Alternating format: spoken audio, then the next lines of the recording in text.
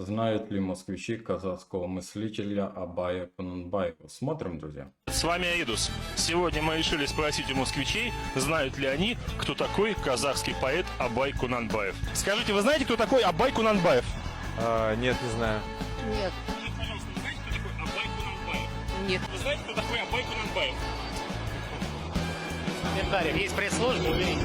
Если мне туркменский поэт. Это казахский лидер, наверное, да, все скорее? Поэт. Среднеазиатский поэт. Нет, не знаю. Нет, не знаю. Честно говоря, ничего мне не говорит. Так, это где-то, наверное, Чечня? Нет.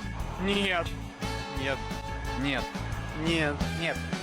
Скажите, вы знаете, кто такой Абай Кунанбаев? Конечно, знаю. Это великий казахский писатель, мыслитель, философ, вообще очень умный и в свое время очень-очень был передовым человеком. Скажите, пожалуйста, вы знаете, кто такой Абай Кунанбаев? О, нет. Нет, не знаю. Нет, к сожалению. Казахский поэт. Сейчас. Это поэт. Нет, не знаю. Что-то знакомо. Вы знаете, кто такой Абай Кунанбаев? Президент, наверное, Киргизии. Ну это известный штангист. Нет. Нет, не знаю. Это общественный деятель Казахстана, живший в 19 веке, человек, который очень много сделал для просвещения своего народа. Абай Кунанбаев, борец. Нет. Поэт. По-моему, или писатель, что ли, что-то в этом роде. Нет. Я не знаю, террорист какой-то, что ли? Абай Кунанбаев – это известнейший казахский поэт, по-моему, так. И я вам скажу, что ему сооружен памятник в Москве на Чистопрудном бульваре.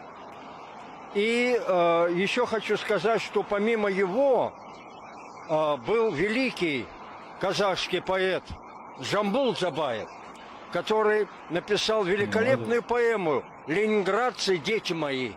Это в годы Великой Отечественной войны.